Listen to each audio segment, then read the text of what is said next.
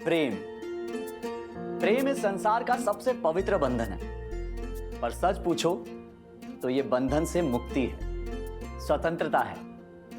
नहीं समझे? कोई बात नहीं, मैं श्री कृष्ण के शब्दों के माध्यम से समझाता हूं। यदि कोई आपका प्रेम समझ ही ना पाए, यदि कोई आपका प्रेम ठुकरा दे, तो क्या होगा? कुछ उदास हो जाएंगे, कुछ छल करके प्रेम पाना चाहेंगे, तो कुछ बलपूर्वक अपने प्रेम पर अधिकार जमाना चाहेंगे। किंतु यह आवश्यक नहीं कि जिससे आपको प्रेम है वो भी आपसे प्रेम करे, क्योंकि प्रेम कोई वस्तु नहीं, ना ही राज्य है, ना ही धन जिसे आप बलपूर्वक अपने वश में कर सकते हैं। बल्कि प्रेम तो वो शक्ति है जो आपके लिए हर बंधन तोड़ सकती है, किंतु स्वयं किसी बंधन में नहीं फंसती। इसीलिए जिससे भी आप प्रेम करते हैं उसे स्वतंत्र छोड़ दीजिए, क्योंकि स्वतंत्रता ही वो भाव है जो जीव को सबसे अधिक प्रिय है। अगर आपका प्रेम सच्चा होगा तो उसे अवश्य समझ में आएगा। तब तक के लिए निस्वार्थ भाव से प्रेम कीजिए, स्वार्थ हट जाएगा तो प्रेम आ ही जाएगा और मन प्रसन्न होकर कहेगा राधे राधे। जी टीवी के सभी प्यारे दर्शकों को हमारा परिवार की ओर से प्यार भरा नमस्कार। तो चलिए शुरू करते हैं आज का ये सफर हमारा परिवार के साथ।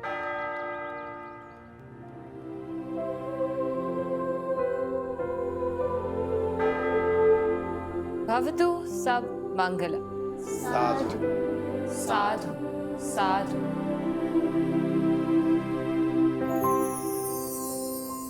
तो अब तक का सबका दिन कैसा बीता, इससे बात कर ली जाए। तो आज सबसे पहले कौन बताएगा? भौजाई, सबसे पहली आज हम बताएंगे। समझ गए हम। रिया देवी फिर से मिलने आई थी ना तुमसे। मैंने एक बात बताओ, मतलब अनुमान ही लगाओगी जिंदगी भर या कभी सच वच भी बोलोगी? अब हमारे हिसाब से ना तुम्हें कभी कभार सच बोलना चाहिए। जो बच्चों, बोलो। देखिए नेताजी, ऐसा है, हम कुछ अनुमान नहीं लगा रहे हैं। ये जो तुम सुबह से चेक रहे हो ना, तभी हम समझ गए थे कि हमारे नेताजी जो है ना, रिया देवी के साथ गर्मा गर्म कॉफी शॉफी मार कर आए हैं। कॉफी? मतलब तुम अकेले अकेले कॉफी पी कर आए और मुझे पूछा भी नहीं? वाह! अरे भैया, हमें पता ही नहीं था भाई कि हमें कॉफी पीने जाना है, एकदम अचानक से आके प्रकट हो गई, इसलिए अब जाना पड़ा हमें, वरना आपको साथ लेके चलते हैं। अरे अचानक से आ गई तो क्या हुआ, एक फोन घुमा देते, हम उड़ के आ जाते। अच्छा, आप जाते? अपने पंखों पर ना थोड़ा सा ऑयलिंग शॉइलिंग कर लीजिए जीजू 2.0। क्योंकि क्या है ना, हमारे नेताजी आपको ये मौका बार बार देते रहेंगे। क्यों नेताजी? अरे का बार बार मौका मिलेगा? अरे कोनो बार बार मौका नहीं मिलेगा। अरे आखिरी भैया, अंतिम है, चैप्टर का दी एंड करने जा रहे हैं हम। देखते हैं। देख लेना, तुम भी आई हो, हम भी यही हैं, उसमें देखने की क्या बात है। अरे देवा जी, ऐसी क्या बात हो गई, बताइए जरा। अरे भौजाई, हमने रिया का हमारा परिवार में चैप्टर उसी दिन क्लोज कर दिया था जिस दिन हम और प्रथम भैया उसके भाई से मिल के आए। अरे उसके बाद से उसने हमें कितने बार कॉल किया भाई, लेकिन हमने एक बार भी कॉल नहीं उठाया। तो इसी कारण आज हमारे यूनिवर्सिटी में अटक की। अरे केतन भैया के साथ बढ़िया बैठ के कचौड़ी खा रहे थे, सामने एकदम साक्षात प्रकट हो गई भाई डंडे की तरह। अब क्या करते, हम वहाँ बात करना पड़ा हमें। तुम कॉलेज में पढ़ाई लिखाई करने जाते हो या कैंटीन में ठूसने और मंडराने जाते हो नेताजी? यूनिवर्सिटी में बिटुआ पढ़ाई करने भी जाते हैं, पढ़ाते भी हैं। चलो ये सब जाने दो, बताओ कि रिया की बात क्या हुई, आगे बात तो बताओ। अरे भौजाई, आप जो बोल रहे थे ना, हम दोनों का अनुमान एकदम सही था। अरे दोनों भाई बहनी मिले हुए हैं। रिया इतने आसानी से मानने वाली पार्टी नहीं है, अरे बहुत जटिल है। अरे मनाने के साथ साथ सारे दिग्गज नेताओं के विरुद्ध उकसाने की भी कोशिश की है हमें। हाँ आओ ना ईद का। अरे पर हमने मना कर दिया भाई इस बार भी कि हमारा परिवार में ये सब काम करने की इजाजत नहीं देता है। अच्छा, और वो मान भी गई? बिल्कुल बिल्कुल ऐसा ही भाव भंगिमा, मतलब एकदम आश्चर्यचकित हो गई थी रिया भी कि अब है तुम इतने बड़े हो गए हो और अभी भी अपने परिवार की सुनते हो। तो हमने कहा हमारे जीवन में जो कुछ भी होता है उसके बारे में हमारा परिवार को पता रहता है। अरे वाह, बहुत अच्छा काम किया तुमने अभय, सच बोलकर। सच की ताकत थी भौजाई कि रिया के पास कुछ बचा नहीं हमें बोलने को। ते जाते हमसे कहने लगी कि बीच बीच में हम मिल सकते हैं क्या? तो हमने भी मना कर दिया कि भाई हमारा परिवार ऐसी मुलाकातों का इजाजत नहीं देता है।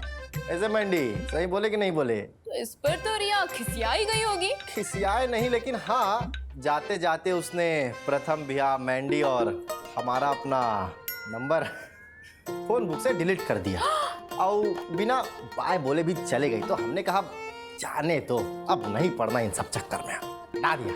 तुमने बहुत अच्छा डिसीजन लिया अभय। चलिए अब ये सब छोड़िए, जीजू अब आप बता दीजिए कि अब तक आपका दिन कैसा बीता। हमको पता था शिवानी कि तुम हमसे ही पूछने वाली हो हमारी कहानी।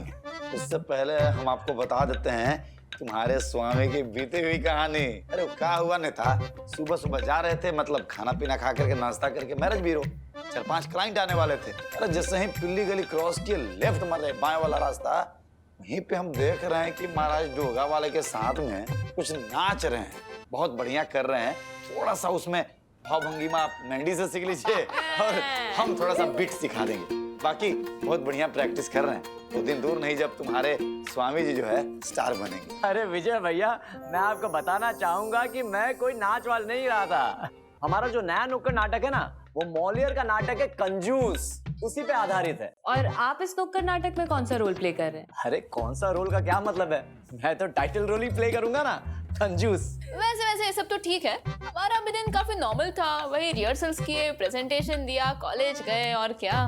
तो वेदी नानी, आप बताइए आपका दिन कैसा बीता? आज तो हमने जीप भर की पेंटिंग की, और वो भी हमारे फैमिली की, और उसके ऊपर हमने बहुत सारे फ्लावर्स निकाले, और ऐसे रेन्स आ रहे हैं नीचे से, पूरी ग्रीन ग्रीन ग्रास। बताइए दीदी। आज का मेरा दिन तो बहुत अच्छा था। पता है जीजू, आज जब मैं ZTV के दर्शकों के मेल और मैसेज शॉर्टलिस्ट कर रही थी, तो उसमें काफी सारे मेल्स आए थे जहाँ पे हमारे दर्शक हमसे दरख्वास्त कर रहे कि हम हमारा परिवार का रिपीट टेलीकास्ट शुरू करें। क्या बात कर रही है? हाँ मैंडी, उसके बाद ZTV की प्रोग्रामिंग और रिसर्च टीम से इस विषय में मैंने डिस्कशन किया। वैसे क्या कहा ZTV की मैनेजमेंट टीम ने? उन्होंने कहा उनको थोड़ा समय चाहिए, इस चीज में वो विचार विमर्श करेंगे और फिर सही समय आने पे हमें बता देंगे।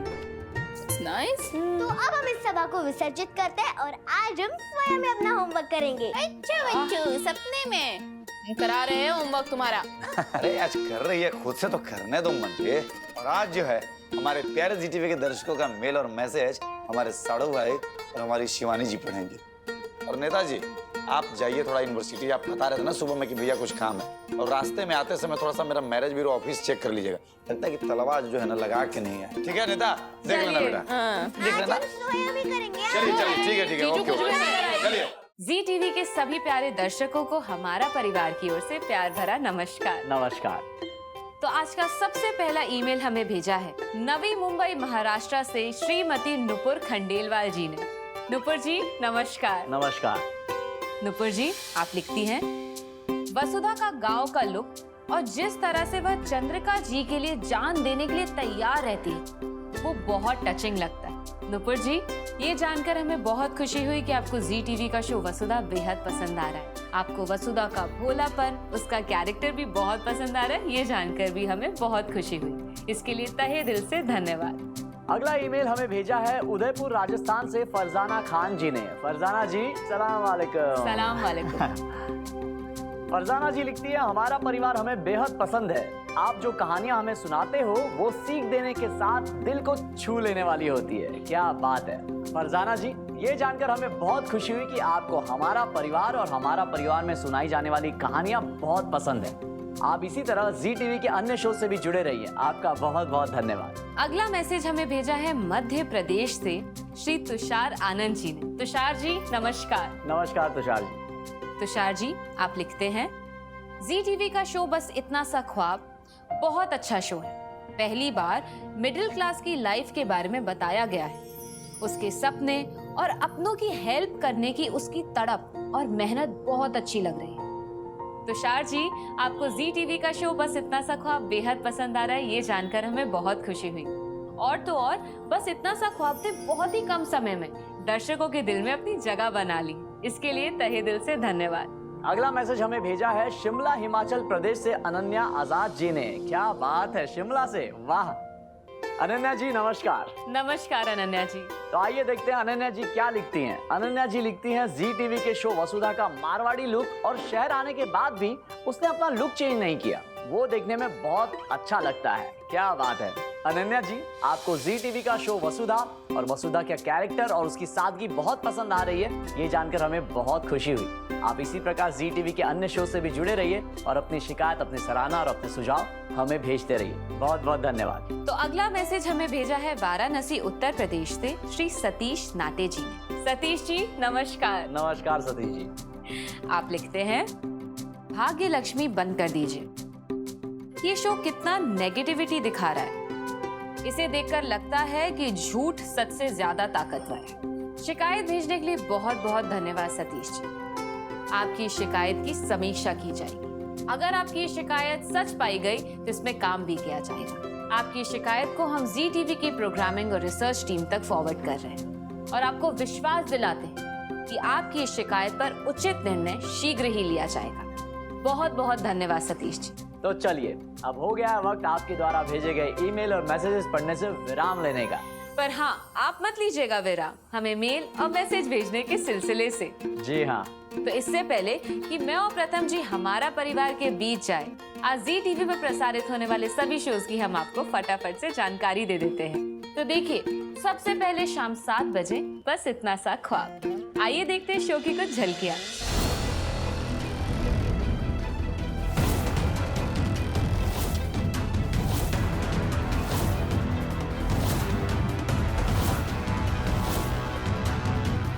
ये सब क्या हो रहा है तमन्ना? तुमने हम सबको धोखा दिया। तुमने बहुत गलत किया तमन्ना। उसके बाद शाम 7:30 बजे देखिए शो कैसे मुझे तुम मिल गए। तो आइए देखते हैं इस शो की कुछ झलकियां। हेलो।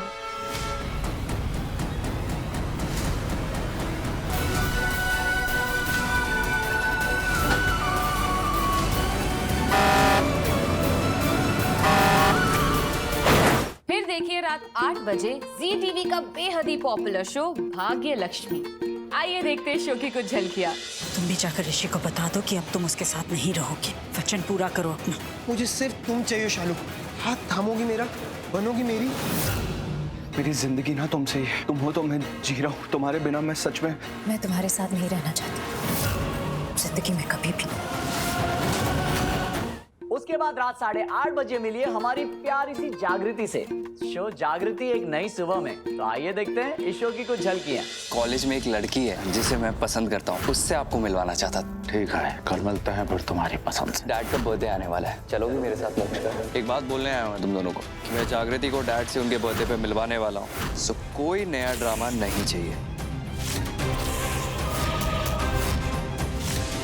फिर रात 9 बजे देखिए जी टीवी का एक बेहद ही पॉपुलर शो कुमकुम भाग्य। आइए देखते हैं शो की कुछ झलकियां। मैं उसे अपने आरवी से दूर कर दूंगी, खत्म कर दूंगी उसे, और कोई कुछ नहीं कर पाएगा, आरवी भी नहीं।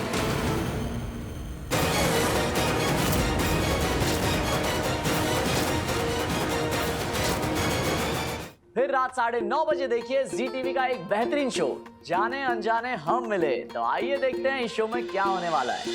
आज आपने इस घर में मुझे अपनी औकात दिखाई। बताइए मुझे कि आप क्यों इतनी नफरत करते हैं मिसेस रीता चावला से?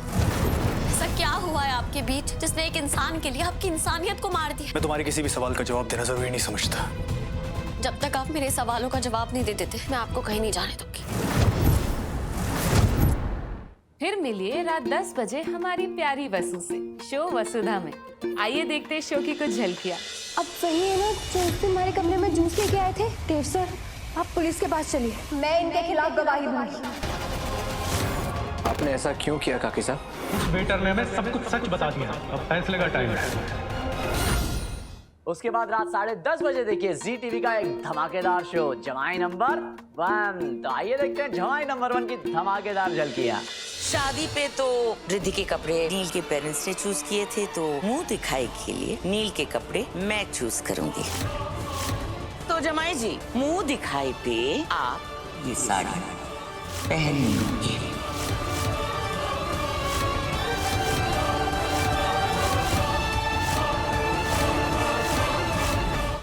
क्यों, कैसी लगी सारे शोज की झलकियां? मजा आया ना भाई? हमें तो बहुत मजा आया। क्यों शिवानी जी?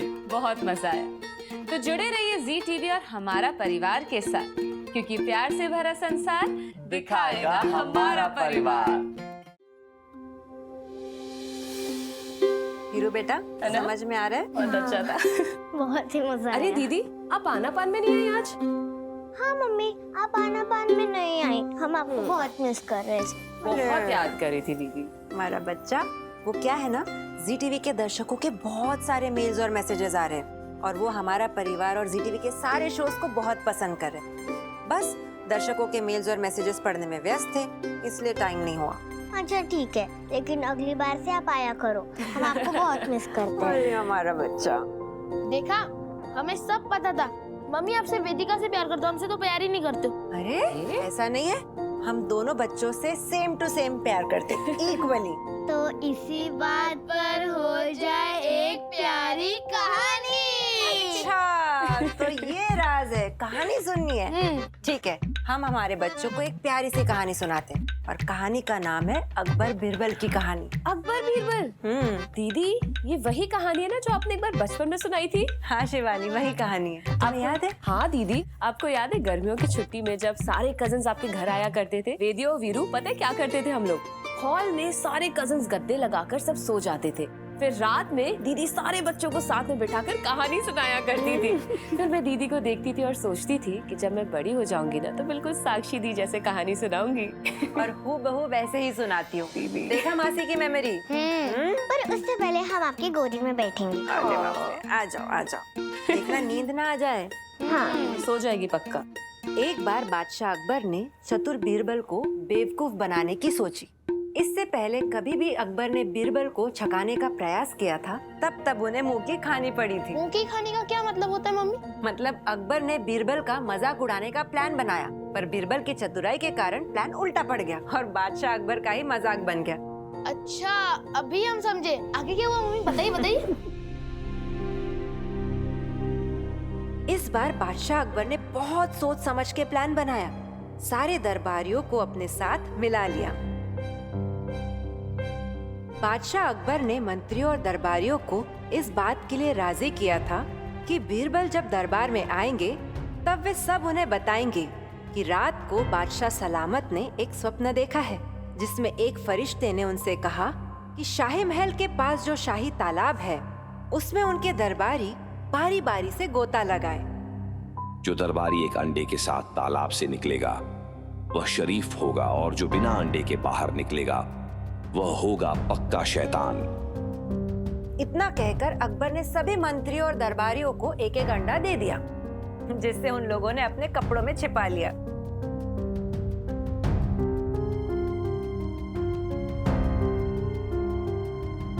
जब दरबार में बीरबल आए तो बादशाह अकबर ने अपने सपने का ऐलान करते हुए सपने का विवरण दिया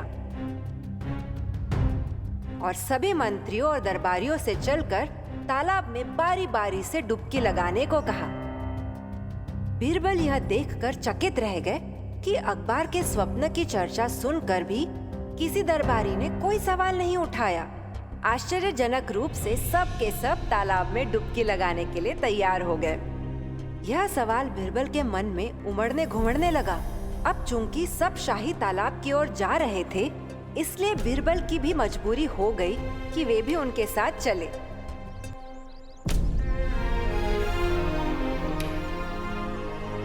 बीरबल ने एक विचित्र बात यह भी महसूस की कि सभी दरबारी जरूरत से ज्यादा खुश दिख रहे थे। बादशाह, जो ऐसे मौकों पर बीरबल को साथ रखना पसंद करते थे, अपने मंत्रियों के साथ चल रहे थे। इस भीड़ में बीरबल खुद को अकेले पा रहे थे। तालाब पर पहुंचने के बाद अकबर बादशाह अपने तख्त पर बैठ गए। उनके तख्त के पास टोकरी भी रखी थी। थोड़ी ही देर में देखते देखते तालाब का नजारा बदल गया।